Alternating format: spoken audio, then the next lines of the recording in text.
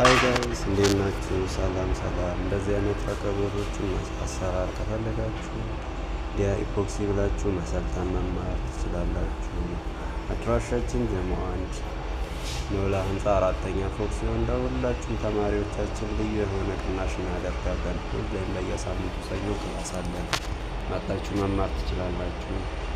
ቻው፣ ወዳችኋለሁ።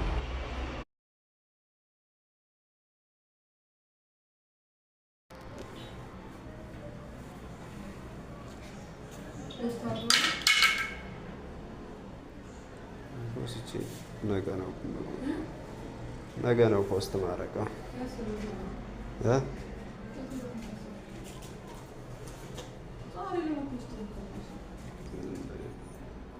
ነገ ከዛ ሙሉ ፎቶ አነሳውና